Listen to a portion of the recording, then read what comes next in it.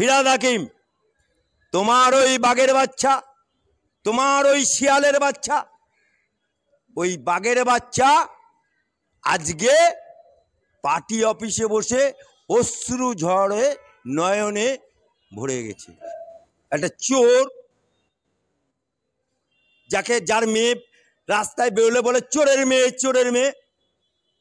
এই চোরে চোরে মাস্তুতো ভাই বলে একটা কথা আছে না, তা একটা চোর আর একটা চোরের হয়ে সাফাই গাইছে।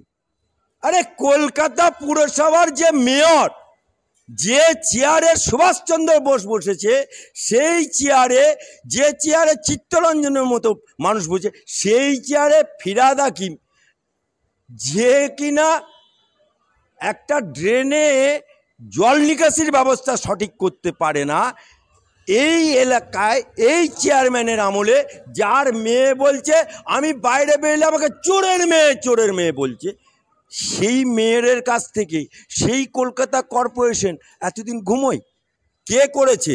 নিশ্চয়ই তৃণমূলের লোক করেছে। এটা কংগ্রেস করেনি, বিজেপি করেনি, বাপ পার্টি করেনি, নওশাদ সিদ্দিকীর পার্টি করেনি, এটা করেছে তৃণমূলের লোকেরা। তাই ওই যে এফআইআর হয়েছে সেটা লোক দেখানো। আরে দোকান কাটা মুখ্যমন্ত্রী, হাতি দেখেছেন? হাতির দুটো দাঁত থাকে, একটা খানে কেলিয়ে, একটা দেখানে কেলিয়ে। রাজ্যের মানুষকে একটা দেখাচ্ছে, দেখো আমি বিধানসভায় বিল পাস করলাম, তাড়াতাড়ি বিচার চাই। আর সুপ্রিম কোর্টে প্রথম দিন 21টা উকিল, তারপরে 34টা উকিল, তারপরে আবার অ্যাপ্লিকেশন করছে যে শুনানি পিছু। এ রাজ্যে সিভিক ভলেন্টিয়াররা হসপিটাল থেকে আরম্ভ করে, গাড়ি ধরা থেকে আরম্ভ করে সব কাজ করে। সিভিক পুলিশদের কোনো ট্রেনিং আছে? সিভিক পুলিশদের কোনো পুলিশি ট্রেনিং আছে?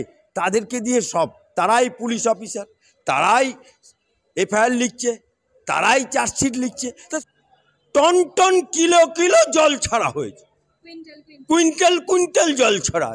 অনুব্রত মণ্ডলের জায়গায় স্থান পেল মমতার পাশে কাজল শেখ। তাই অনুব্রত মণ্ডল এখন অতীত হয়ে গেছে। আজকে পুলিশগুলোকে দিয়ে রাজমিস্ত্রির কাজ করাচ্ছে, আজকে পুলিশগুলোকে দিয়ে বাথরুম পরিষ্কার করাচ্ছে। তুমিই তো বলছো সবাই উৎসবে সামিল হও, তা উৎসবে সামিল হবে তো উৎসব মানে জমায়েত করে আনন্দ করা, তা সে জমায়েতটা তো তুমি বন্ধ করে দিলে। কলকাতা পুলিশ আজকে যে আইনটা উল্লেখ করে দিয়েছে, আগে এটা 144 ধারা ছিল, সেটাকেই এখন বিএনএসে চেঞ্জ হয়েছে। তাহলে তোমার আড়ালের ঘরের দুলাল অভিষেক ব্যানার্জি, যেখানে রাজ্যপালের সামনে অল টাইম 144 ধারা ছিল, তখন এই পুলিশগুলো কোথায় ছিল? নোট করো মুখ্যমন্ত্রী, আজকে তুমি যে আইন বলবৎ করলে কলকাতা পুলিশের দ্বারা, তুমি যখন বিরোধী নেত্রী ছিলে, দুর্গাপুর এক্সপ্রেস হয়ে একদিন না, দুদিন না, 3 দিন না, 14 দিন তুমি অবরুদ্ধ করে দিয়েছিলে। তখন কোন আইনে করেছিলে? নিজেদের জন্য একরকম আইন, অপরের জন্য আরেক রকম আইন। এটা এক ধরনের মমতা ব্যানার্জি পুলিশ প্রশাসনকে দিয়ে মানুষের গণতন্ত্রের গলা টিপে হত্যা করল।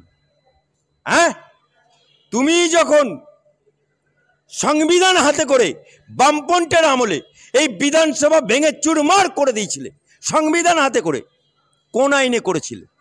আজকে বাংলার মানুষ হবু ডাক্তার নির্ভয়া কাণ্ড নিয়ে স্বেচ্ছায় গণতান্ত্রিক অধিকারে তারা আন্দোলন করছে বিভিন্ন জায়গায়।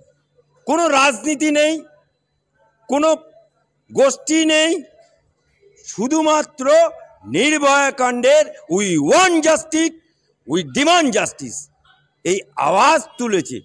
তাতেই তুমি আজকে কলকাতার মতো জায়গায় তুমি বকলমে 144 ধারা জারি করে দিলে, অর্থাৎ 4 থেকে 5 জনের বেশি সেখানে জমায়েত করতে পারবে না, জমায়েত করতে পারবে না। মুখ্যমন্ত্রীর কটা মুখ, শিল্প নেই বলেই বেকার যুবকদেরকে বলছে তুমি তেলে ভাজা ভাজো, মুড়ি ভাজো, চা তৈরি করো। আবার বলছে হুগলি হাওড়াতে শিল্পে, ওদের একটা সাংসদ আছে না রচনা ব্যানার্জি, ধোঁয়াই ধোঁয়া, সিগারেট খেলে ধোঁয়ার বেড়ে তাতেই ও বলছে ধোঁয়াই ধোঁয়া। আবার বলছে টন টন কিলো কিলো জল ছাড়া হয়েছে, কুইন্টাল কুইন্টাল জল ছাড়া হয়। তো এইরকম সাংসদ, আর যেমন ঝাড় তেমন তার কঞ্চি, তেমন তার বাঁশ।